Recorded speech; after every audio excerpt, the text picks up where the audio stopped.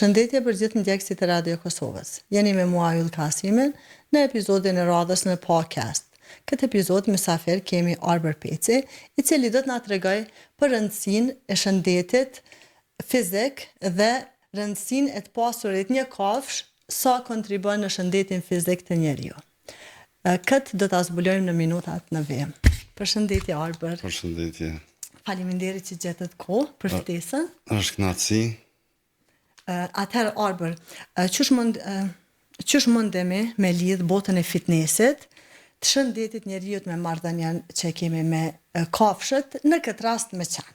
Po, fillimisht dëshiroj të theksoj edhe për publikun që unë funksionoj si trener personal, më saktësisht si ekspert i fitnessit, shkaku që merrna shumë me studime të ndryshme, sa i përket ushqimit, sisteme të ndryshme të ushtrimeve, edhe njëjtën kohë dhe funksionoj në palestrën time në Mitrovic, kështu që kam kontakt vazhdueshëm me njerëz. Sa i përket kësaj çështjes me kafsh, është interesant shkaku që na e kena një shembull ku i shohim gjitha kafshët jashtë shtëpisë, janë tërë ditën janë aktive, ndërsa kur janë jo aktive është vetëm kur flajnë. Kështu që lidhja jonë me ata kishte me qenë shumë e rëndësishme, në mënyra jetesës qyshe jetojnë kafshët, ish dashur me qenë shembull edhe për neve njerëz. Shkaku që gjatë ditës ne duhet të jemi vazhdimisht në lëvizje, siç është dim sot në këtë kohën moderne nuk jemi as në lëvizje sa kish dashur me qenë, kështu që vetëm ajo nata gjumi na bën atë përbashtën që duhet ta bëjmë edhe kafshët edhe njerëzit. Mirë. Atëherë, Arber, pse në natyrë shohim shumë rrallë kafshë në mbi peshë, ndërsa kjo nuk është edhe të njerëzit, se mbi pesha është kohëve të fundit shumë e zakonshme të njerëzit. A mundesh më na tregu dallimin te kjo pikë? Pikërisht kjo që po them tash është vazhdimësia asaj që thash më herët, e dim se në natyrë asnjëherë nuk shohim kafshë që janë mbi peshë. Domethënë gjitha kafshët i shohim në formën ideale që ato duhet me pas, ndërsa tek njerëzit i shohim që ka shumë njerëz edhe shumica prej njerëzve janë mbi peshë. Pikërisht është kjo ajo aktiviteti ditor se kafshët gjatë ditës lëvizin, kërkojnë ushqim, kërkojnë mbijetesë, pikërisht ajo është edhe qëllimi i kafshës, ndërsa njeriu është ma pasiv, shkaku që tash ne nuk luftojmë për edhe nëse luftojmë për atë mbijetesën, luftojmë në për puna që janë në zyre, puna që s'kan bëjnë me lëvizje, edhe pikërisht kjo e bën njeriu që të ketë mbi peshë. Mungesa e lëvizjeve, mungesa aktivitete fizike që në realitet kafshët i kanë vazhdimisht. E kisha cek një rast një shok në Mitrovic ka pas një qen dalmatin, edhe na e dim që e ka i formën që është pak ma i dopt si qen kështu nuk e ka atë ndyrën, po ai qatë shumë i kish jep ushqim edhe nuk e kish shëtit, so që ai dalmatin se ish bo shumë me i ndyrë, do më thonë ju më befasu kër e kum po krytet i të madhë, plot i ndyrë veç u dredhke prej ndyrës kër e prekshe. Do më thonë, kjo është një shembull që edhe kafshët munden me qenë mbi peshë në rast se e ndryshojnë stilin e jetës edhe bojnë stilin si njeriu. Do më thonë, shkaktari kryesor edhe për këtë pjesë është njeriu, se qyshe mirë mban kafshën e tij. Sakt. Shkaku që kafsha kuptohet që ka nevojë për lëvizje dhe këtë besoj e kemi parasysh gjithë njerëzit. Kur jemi të njeriu, a është trupi njeriu të ndërtuar për me qenë në shumicën e kohës në lëvizje gjatë ditës? Siç e thash, ashtu siç janë të krijuara kafshët dhe mirëmbajtja e shëndetit dhe trupit bëhet përmes lëvizjeve, përmes aktiviteteve fizike, një ashtu edhe njeriu është i krijuar në atë mënyrë. Domethënë duhet patjetër të ketë aktivitete fizike. Ne e dim në kohët e lashta, për shembull, kur kanë dalë njerëzit në gjallë, ndoshta kanë ecë një ditë për me arrit deri te gjallë, një ditë deri unë kthy, vazhdimisht ka pas lëvizje shumë të mëdha.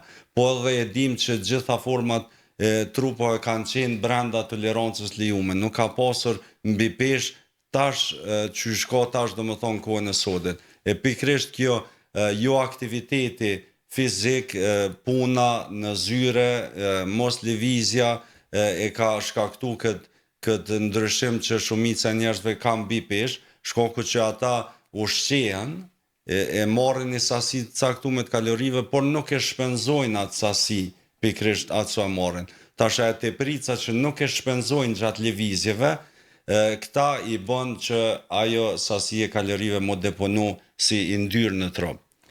Atëherë, Arber, po është mos e vërtet që jeta moderne ka ndiku shumë edhe në aktivitetet tona fizike, do më thonë përdorimi makinave, telefonit, unë e di për veti që kur hin telefon veç e shoh orën të ecë dhe shkan koha as pa e vrejt, as kur gjo. Po e patëm edhe ma herët si temë, do më thonë edhe qëndë, sikurse njerëzit nëse nuk bojnë aktivitete të përditshme, ato patjetër se kanë me fitu mbi peshë, apo jo? Po, e saktë është.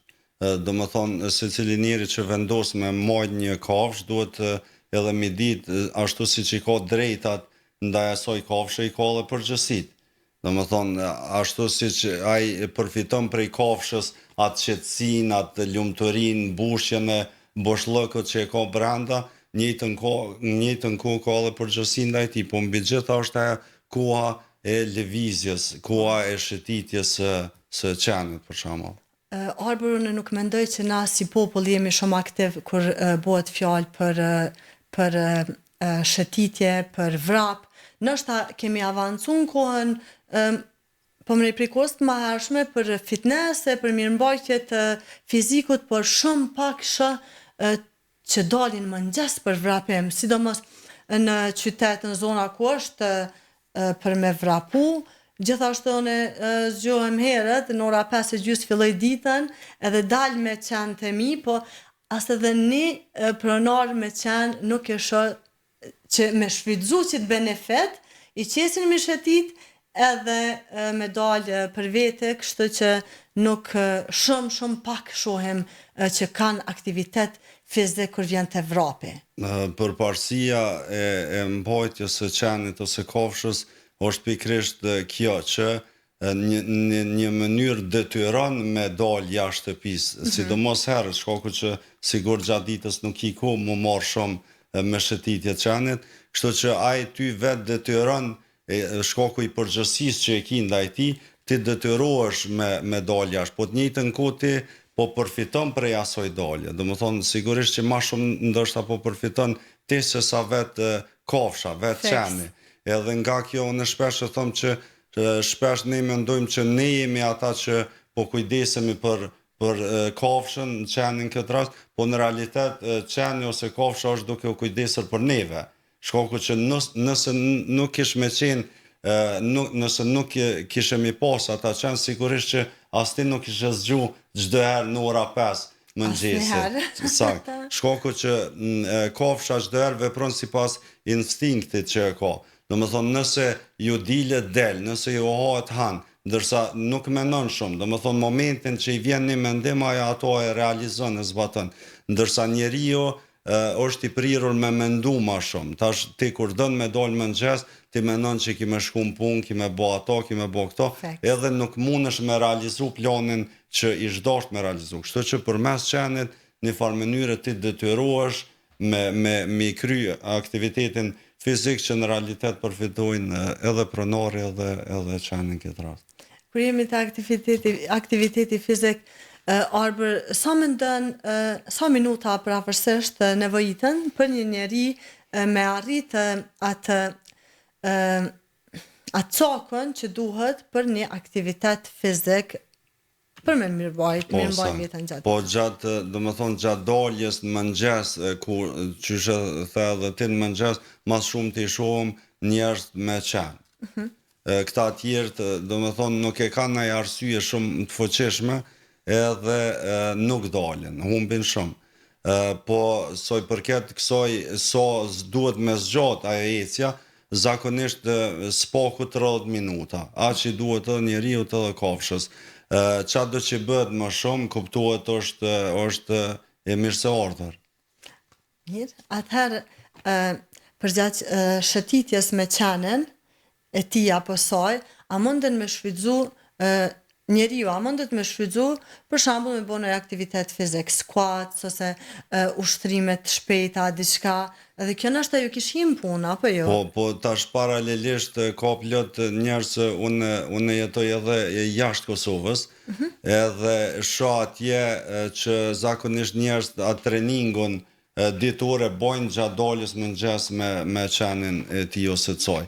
I kombinojnë ecjet me ushtrimet ndryshme tjera, si që thellë ti squat, ka ushtrime ndryshme që mundën njerëz të mi gjetë tash në YouTube, edhe thjesht ushtrime që kryen në natyrë, edhe paralelisht ecjes, ata mundën me bo ushtrime, mundën me bo zgjatje të muskujve, po mbi gjitha paralelisht përfitimeve fizike, dalja në mëngjes ka dhe përfitime psiqike, emocionale, shkaku që gjatë ecjes trupi prodhon hormone ndryshme si që është serotonina, dopamina, endorfina, është ai hormoni lumturisë, shkaku që po ecë, mandej qeni, shoqërimi me qen, gjitha këto e kanë atë ndikimin pozitiv. Atëherë Albert, çfarë mund të mësojmë nga rutina e qenit për disiplinën? Si që thash ma herët, qeni vepron sipas instinktit të tij, do më thonë, ati në dëtë mëngjesit me thonë me dalë me ecë, ai del ecë. Pikrisht këto duhet me marrë si shembull që mos me pritu kur bëhet fjalë për gjërat mira, po edhe që mundu me mësu edhe prej kafshës është durimin që e kanë. Ne e shohim shpesh ndoshta kur bojnë gabim i bërthasim ose edhe shumë që ata veç nolën edhe ndëgjojnë edhe shikojnë presin rezultatin. Kjo kishët me qenë edhe shembull për neve si njerëz me reagu në atë mënyrë, dhe më thonë më mësu ma shumë me ndëgju, edhe dim për shembull kafsha ma shumë tregon edhe kontribon me veprimet saj, sa me fol nuk din, kështu që ne gjithë shka që marrëm prej kafshës, marrëm përmes veprimeve që ajo i bën. Do më thonë edhe kjo është me rëndësi me ditë na si njerëz që nuk mjafton fjala, po duhet me kontribu me veprime tona. Kjo më pëlqej shumë. Faleminderit.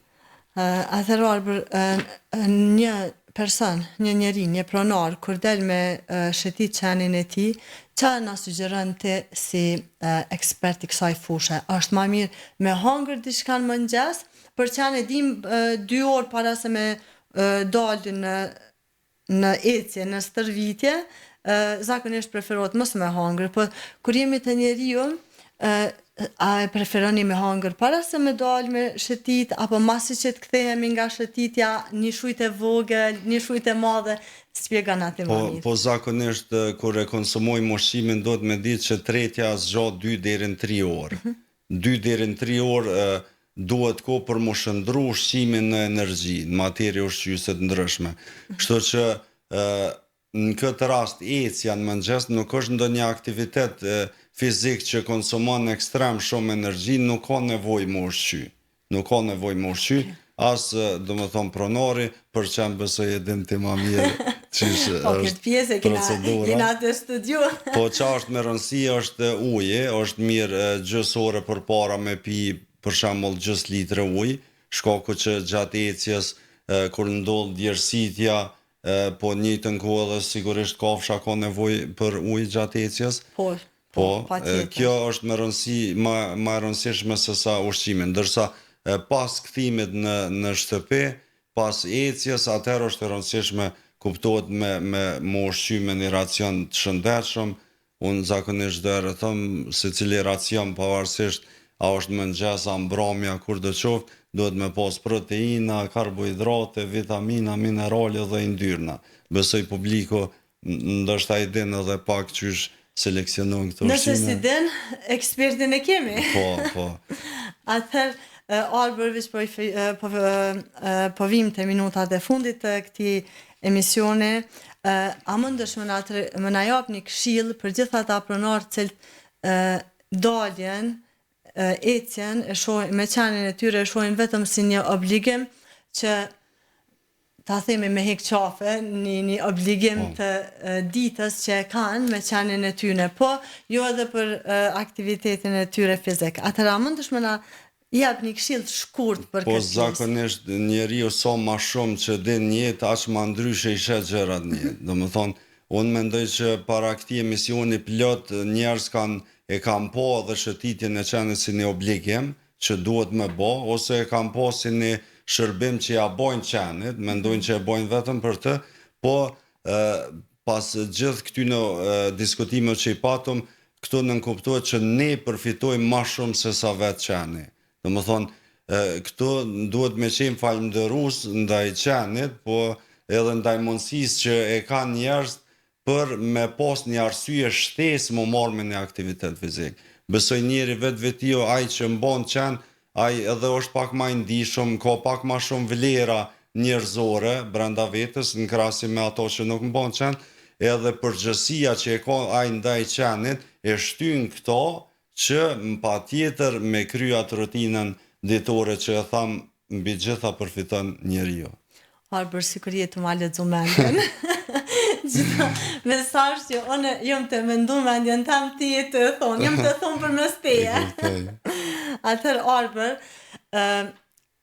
edhe diçka për fund. A mundesh të lutem me përmbledh gjithë këto që e tham në një mesazh dhe vetëm për çka mundemi me mësu prej një qeni, për një jetë aktive, për një jetë disiplinuar edhe më të shëndetshme se sa që veç e kemi. Edhe pse i tham gjitha, po bile një përmbledhje të vogël sa për fund. Në përgjithësi prej krejt kohë, duke përfshirë edhe qenin, duhet të mësojmë që duhet të marrim atë sa kemi nevojë. E kemi po natyrë mundemi me vendos një kafshë, ajo i vendosim ushqim sa do shumë që i vendosim, ajo e merr atë sa i duhet. Domethënë vetveti është ajo që duhet me pas edhe njeriu një limit në jetë.